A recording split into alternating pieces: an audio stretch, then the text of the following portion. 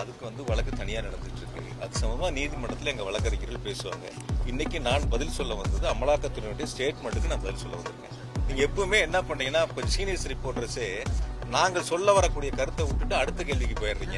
இல்ல உங்க லீடு வேற மாதிரி போயிடுது. என்ன நோக்கத்துக்காக நாங்க சொல்லக்கூடிய கருத்துக்களை இபி ஆபீஸ்ல ரெவியூ நடத்தினா டாஸ்மாக் பத்தி கேட்கறது, டாஸ்மாக் ஆபீஸ்ல ரெவியூ நடத்தினா இபி பத்தி கேட்கறது, அரசு நிகழ்ச்சிகளுக்கு போனா அந்த இடத்துல அரசியல் சார்ந்த கேள்வி. நான் ரெகுலரா மக்களை பார்த்துட்டு தான் இருக்கேன், பார்க்காமையா இருக்கேன். அதனால பொதுவா இன்னைக்கு அமலாக்கத்துறையினுடைய அறிக்கைக்கு நாங்கள் பதில் அளித்திருக்கின்றோம். அதை சட்ட ரீதியாக எதிர்கொள்வதற்கு அரசும் டாஸ்மாக் நிறுவனம் தயாராக. தீவிர நடவடிக்கை, தமிழ்நாடு போராடும், தமிழ்நாடு வெல்லும் என்ற முழக்கம் ஒட்டுமொத்தமாக தமிழ்நாட்டினுடைய அடித்தட்டு மக்கள் வரை அவர்களுடைய மக்களுடைய குரலாக இன்று ஓங்கி ஒலித்துக் கொண்டிருக்கின்றன. இதை பொறுத்து கொள்ள முடியாத ஒன்றிய அரசு அமலாக்கத்துறையை ஏவி தமிழ்நாடு வாணிப கழகத்தில் டாஸ்மாக் நிறுவனத்தில் சோதனை என்ற பெயரில் அங்கு நடத்தியிருக்கின்றார்கள். குறிப்பாக அவர்கள் சொல்லுகின்ற அந்த கருத்துக்களில் பல்வேறு முதல் தகவல் அறிக்கையின் பல்வேறு பிரிவுகளில் பதியப்பட்ட குறிப்பிடப்பட்டுள்ள நிலையில் அப்படின்னு சொல்லியிருக்காங்க. எந்த முதல் தகவல் அறிக்கை எந்த ஆண்டில் பதிவு செய்யப்பட்டது என்ற விவரம் முழுவதுமாக தெரிவிக்கப்படவில்லை. நீங்களும் அந்த பிரஸ் ரிலீஸ் பார்த்திருப்பீங்க. அது எந்த வருஷம் போட்ட எஃப்ஐஆர், என்ன மாதிரியான எஃப்ஐஆர் என்பது முழுவதுமாக தெரிவிக்கப்படவில்லை. அதேபோல பணியிட மாற்றங்கள் என்பது அந்த பணியிட மாற்றங்கள் என்பது அவருடைய குடும்ப சூழ்நிலை, மருத்துவ காரணங்கள், இப்படி அடிப்படை காரணங்களுக்காக நிறுவனத்தால் டாஸ்மாக் நிறுவனத்தால் வழங்கப்படக்கூடிய பணியிடை மாற்றங்கள். அதில் எந்தவித தவறுகளும் இல்லை. ஆனால் தவறுகள் நடந்ததைப் போல ஒரு தோற்றத்தை அங்கே உருவாக்கி இருக்கின்றார்கள். அதேபோல டிரான்ஸ்போர்ட் டெண்டரை பொறுத்த வரைக்கும் வெளிப்படைத்தன்மையோடு கொடுக்கப்பட்ட ஒரு டெண்டர். அதில் எந்த விதமான முறைகேடுகளோ மாற்று கருத்திற்கோ இடமில்லை. அதில் அவர்கள் ஆவணங்களை எடுத்ததாக குறிப்பிட்டிருக்கின்றார்கள். அதேபோல மதுபான உற்பத்தி ஆலைகளுக்கும் பாட்டில் கொள்முதலுக்கும் இடையில் இருக்கக்கூடிய அவர்களுடைய வணிகம் சம்பந்தப்பட்ட அது என்பது எங்களுடைய நிறுவனத்திற்கு வெளியில். ஒரு நிறுவனம் பல்வேறு அரசு அலுவலகங்களில் டெண்டர் எடுக்கலாம், அதற்கான பணிகளை செய்யலாம்.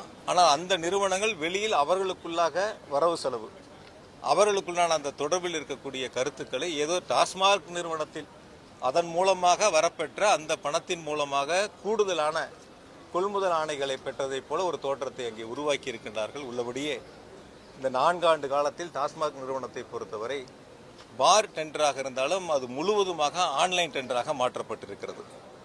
அதற்கான முயற்சிகள் எடுத்து முழுவதும் இப்போ பார் டெண்டரை பொறுத்த வரைக்கும் ஆன்லைனாக மாறிடுச்சு. அதேபோல் என்-டு எண்டை பொறுத்த வரைக்கும் இப்பொழுது 24 மாவட்டங்களில் அது நடைமுறைப்படுத்தப்பட்டிருக்கின்றன. மீதம் இருக்கக்கூடிய மாவட்டங்களில் படிப்படியாக அது நடைமுறைப்படுத்துவதற்கான பணிகளை நாங்கள் மேற்கொண்டிருக்கின்றோம். எனவே பொதுவாக அவர்கள் சொல்லியிருக்கக்கூடிய அந்த 1000 கோடி முறைகேடு என்பது எந்த அடிப்படையில் எந்தவித முகாந்தரமும் இல்லாமல் பொத்தாம் பொதுவாக அது போன்ற கருத்துக்களை சொல்லியிருக்கிறார்கள். நான் ஒரே ஒரு கருத்து மட்டும் உங்களுக்கு சொல்லிடுறேன். இந்த 1000 கோடி என்பதை முன்னதாக ஒருவர் சொல்லுகிறார். அவர் யாருன்னு உங்களுக்கு தெரியும். முன்னதாக ஒருவர் பேட்டியிலே 1000 கோடி என்று சொல்லுகிறார். பின்னர் அமலாக்கத்துறை அதே 1000 கோடியை அந்த அறிக்கையிலே பதிவிட்டு 1000 கோடி என்று அவர்கள் அந்த கருத்தை முன்வைக்கின்றார்கள். எனவே இந்த இதில் 1000 அர்த்தங்கள் அதில் அடங்கி இருக்கிறது. அது உங்களுக்கு நன்றாக தெரியும் என்று நான் நம்புகின்றேன். மக்களுக்கும் அது நன்றாக தெரியும். எனவே இந்த அமலாக்கத்துறையினுடைய சோதனைகள் என்பதை எங்களுடைய டாஸ்மாக் நிறுவனத்தை பொறுத்தவரை, அரசை பொறுத்தவரை சட்ட ரீதியாக எதிர்கொள்வதற்கு நாங்கள் தயாராக இருக்கின்றோம். வெளிப்படைத்தன்மையுடன் இந்த நிறுவனம் செயல்பட்டு கொண்டிருக்கின்றன. எனவே இதில் எந்த விதமான மாற்று கருத்தும் இல்லை. உள்நோக்கத்தை கற்பிக்க வேண்டிய அவசியம் இல்லை. குறிப்பாக இன்று பேசிய எதிர்க்கட்சி தலைவர் கூட ஒரு நேரத்தில் 1000 கோடி, இன்னொரு நேரங்களில் 40,000 கோடின்னு இருக்காங்க. இது சினிமா படத்தில் வரவில்லை. 1000, 2000, 3000 அந்த மாதிரி கடந்த காலங்களில் அவர்கள் ஆட்சியில் இருந்த பொழுது என்ன நடைமுறைகள் இருந்ததோ அந்த நடைமுறைகள் எல்லாம் இப்பொழுது மெருகேற்றப்பட்டு கூடுதலாக என்னென்ன முயற்சிகள் எடுக்க முடியுமோ அதெல்லாம் எடுத்து டாஸ்மாக் நிறுவனம் இப்பொழுது புதுப்பொலிவுடன் இன்னும் நாம் செயல்படுத்த வேண்டிய பணிகளும் இருக்கின்றன. எனவே எந்த விதமான தவறுகளுக்கும் இடமில்லாமல் வெளிப்படைத்தன்மையோடு டெண்டர்கள் நடைபெற்று கொண்டிருக்கின்றன. கொள்முதலை பொறுத்த வரைக்கும் எப்படின்னு எடுத்துக்கிட்டீங்கன்னா கடைசி 3 மாதம் என்ன விற்பனை ஆயிருக்கு, அதில் கடைசி மாதம் என்ன விற்பனையாக இருக்குது, இது ரெண்டையும் எடுத்து ஆவரேஜ் எடுத்து அதுதான் நாங்கள் கொள்முதலுக்கான உத்தரவுகளை டாஸ்மாக் நிறுவனம் வழங்கும். இதில் எந்தவித மாற்று கருத்தும் இல்லை. இது முழுக்க நடைமுறைப்படுத்தப்படக்கூடிய ஒரு புதிய நடைமுறையாக நாங்கள் கொண்டு வந்திருக்கோம். கடைசி 3 வருஷம் ஒவ்வொரு பிராண்டும் என்ன சேல் ஆகுது, மக்கள் என்ன பயன்படுத்தியிருக்காங்க, அதில் கடைசி மாதம் என்ன பயன்படுத்துங்க, ரெண்டையும் ஆவரேஜ் எடுத்து தான் கொள்முதலுக்கான உத்தரவுகள் வழங்கப்படுகின்றன. எனவே யாருக்கும் இந்த கொள்முதலை பொறுத்தவரை சலுகைகள் காட்டப்படுவதில்லை, யாருக்கும் கூடுதலோ குறைப்பதற்கான நடவடிக்கைகள் எதுவும் மேற்கொள்ளப்படுவதில்லை, வெளிப்படைத்தன்மையோடு இருக்கிறது. எனவே இந்த அவருடைய அறிக்கையை பொறுத்தவரை எந்த விதமான ஒரு தவறுகளும் டாஸ்மாக் நிறுவனத்தில் நடைபெறவில்லை. எனவே அமலாக்கத்துறையை பொறுத்தவரை எடுத்திருக்கக்கூடிய அந்த சோதனைகள் அடிப்படையில் எடுத்துக்கொள்ளக்கூடிய நடவடிக்கைகளை தமிழ்நாடு அரசு, தமிழ்நாடு வாணிபக் கழகம், டாஸ்மாக் நிறுவனம் சட்ட ரீதியாக எதிர்கொள்ளும். சார் 2 நாட்களுக்கு முன்னாடியே அண்ணாமலை சரியா 1000 கோடின்னு சொன்னாரு சார், எப்படி சார்? அதைத்தான் இப்ப நான் சொன்னேன். ஒருவர் முன்னதாக 1000 கோடின்னு சொல்றாரு, பின்னாடி அமலாக்கத்துறை அதே எண்ணிக்கை 1000 கோடி அப்படிங்கிறத பதிவிட்டு சொல்றாங்க. பொதுவாக ஒரே ஒரு கருத்து, இன்னைக்கு மிக பிரம்மாண்டமான அனைத்து தரப்பட்ட மக்களாலும் வரவேற்கக்கூடிய ஒரு நிதிநிலை அறிக்கையை முதலமைச்சருடைய வழிகாட்டுதலோடு நிதியமைச்சர் அவர்கள் சட்டமன்றத்திலே தாக்கல் செய்திருக்கிறார்கள். இந்த அமலாக்கத்துறையுடைய சோதனைகள் நிறைவேற்றி இப்போ எத்தனை நாள் ஆச்சு? 3 நாள் ரைடு நடத்தினாங்க, முடிஞ்சு இப்போ எத்தனை நாள் ஆச்சு? அது ஏன் வந்து நேற்று மாலை அந்த அறிக்கையை வெளியிடணும்? இன்றைய நிதிநிலை அறிக்கையில் அரசின் சார்பில் முதலமைச்சர்கள் நாட்டு மக்களுக்கு பல்வேறு சிறப்பு திட்டங்களை வழங்க இருக்கக்கூடிய சூழ்நிலையில் இதை மக்களிடத்தில் தவறான ஒரு விஷம பிரச்சாரமாக மக்களிடத்தில் மூடி மறைப்பதற்காக ஒரு தோற்றத்தை அவர்கள் உருவாக்குவதற்காக நேற்று மாலை அவசரமாக இந்த அறிக்கையை வெளியிட்டிருக்கின்றார்கள். எனவே அரசினுடைய திட்டங்களை முதலமைச்சருடைய திட்டங்களை நிதிநிலை அறிக்கையிலே மக்களிடம் மறைப்பதற்கான அந்த முயற்சிகள் ஒருபோதும் அவர்கள் எடுத்திருக்கக்கூடிய முயற்சிகள் பலிக்காது. எனவே முதலமைச்சர் அவர்கள் இந்த மும்மொழி கொள்கை, தொகுதி வரையறை, இது ரெண்டையும் தமிழ்நாட்டு மக்களிடத்தில் இதனால் ஏற்படக்கூடிய பாதிப்புகளை அடித்தட்டு மக்கள் வரை எடுத்து சென்றிருக்காங்க. முதலமைச்சருடைய ஓங்கி ஒலிக்கக்கூடிய குரல் தமிழ்நாடு போராடும், தமிழ்நாடு வெல்லும். இந்த குரல் வந்து அடித்தட்டு மக்கள் வரை, கிராமத்தில் இருக்கக்கூடிய அடித்தட்டு மக்கள் வரை சென்று மக்களுடைய குரலாக, இது ஒட்டுமொத்த தமிழ்நாட்டு மக்களுடைய குரலாக ஒலித்துக் கொண்டிருக்கின்றன. இதை பொறுத்து கொள்ள முடியாத ஒன்றிய ஆட்சியாளர்கள் அமலாக்கத்துறையை ஏவிட்டு இது போன்ற சூழ்நிலையை உருவாக்குவதற்கு முயற்சிகள். ஒரு குறிப்பாக ஒன்று சொல்றேன், தமிழ்நாட்டு மக்கள் முதலமைச்சர்கள் மீது நம்பிக்கை வைத்திருக்கக்கூடிய ஒரு அளப்பரிய நம்பிக்கை, முதலமைச்சர்கள் வைத்திருக்கக்கூடிய மக்கள் மீது வைத்திருக்கக்கூடிய நம்பிக்கை, இந்த நம்பிக்கைக்கு மக்களிடத்தில் ஒரு அவப்பெயரை உருவாக்க வேண்டும் என்பதற்காக நீங்க கேட்ட மாதிரி கேள்வி. முதல்ல அவர் ஒரு கருத்தை சொல்றாரு 1000 கோடின்னு, அதையே பின்னாடி அமலாக்கத்துறை தன்னுடைய அறிக்கையில் 1000 கோடி என்று பதிவிடுகின்றார்கள். அதுல 1000 அர்த்தங்கள் அடங்கியிருக்கு, அது உங்களுக்கே தெரியும். இப்ப அண்ணாமலை தொடர்ந்து உங்களுக்கு டார்கெட் பண்ற காரணம், அண்ணாமலை தொடர்ந்து உங்களையே குறி வச்சு சொல்றாரு, அவர் வந்து அவர் வந்தோடனே இதை பண்றாரு அப்படின்றாரு. என்ன காரணம் பண்றாங்க அப்படிங்கறதே சொல்லப்படுறேன். திமுகவும் கவர்மெண்ட் வந்து இந்த இஷ்யூவை வச்சுதான் டைவர்ட் பண்ணிட்டு இருக்காங்க அப்படின்னு சொல்றாங்க. எந்த இஷ்யூ? இந்த டிடி லிமிடேஷன் இதே வச்சுதான் இல்ல சார், இருக்கிறத நாட்டு மக்களுக்கு சொல்றதுல என்ன தவறுன்னு கேட்கிறேன். இப்ப நீங்க தொகுதி குறையறத ஒத்துக்கிறீங்களா? இல்ல பொதுவான பிரச்சனை தானே, நம்மளுடைய பாதிப்பு தானே, அதை யார் சொல்லணும்? ஆட்சியில் இருக்கக்கூடிய முதலமைச்சர் தான் சொல்றாங்க. இதனால் ஏற்படக்கூடிய பாதிப்புகள் என்ன, நம்முடைய நிலைமை எப்படி இருக்கும், டெல்லியில பாராளுமன்றத்தில் நம்முடைய குரல் எப்படி இருக்கும், அப்படி ஒரு நடைமுறை வந்தால் நமக்கு என்னென்ன பாதிப்புகள்லாம் ஏற்படுவேங்கிறது எடுத்து சொல்லக்கூடிய இடத்துல அரசு இருக்கு, முதலமைச்சர் இருக்காங்க, அதை தான் சொல்றாங்க.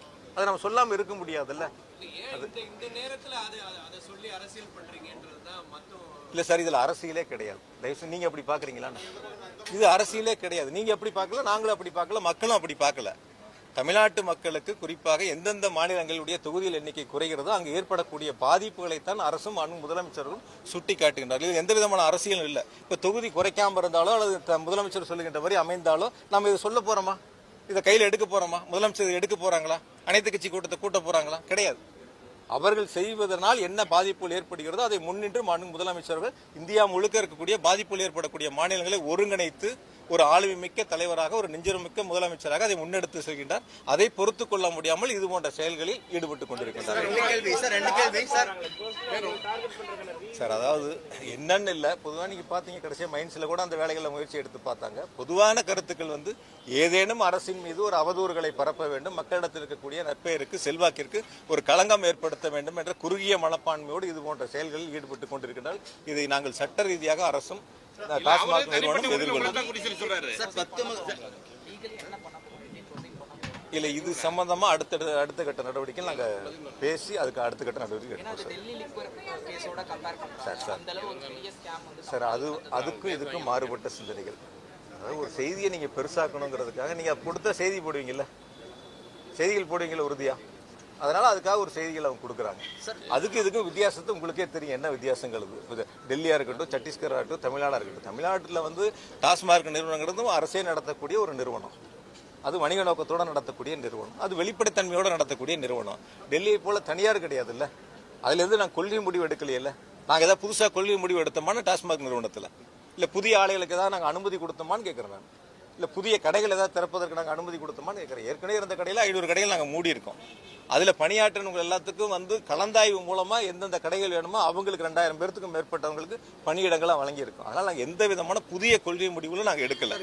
ஏற்கனவே இந்த டாஸ்மாக் நிறுவனம் தொடங்கப்பட்ட பொழுது என்ன முயற்சிகள் எடுத்தார்களோ, என்ன கொள்கை முடிவுகள் எடுத்தார்களோ அதன் அடிப்படையில் தான் செயல்பட்டுக்கிட்டு இருக்கு.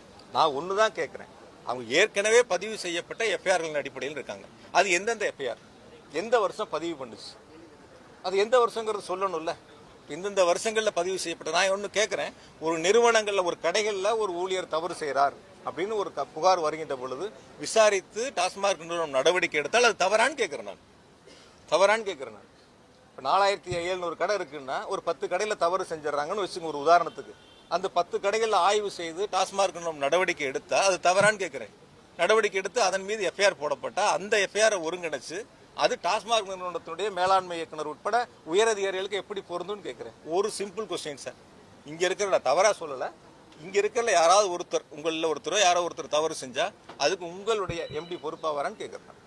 அப்படி ஆக முடியுமான்னு கேட்குறேன். அதுக்கு இடம் இருக்கான்னு கேட்குறேன்.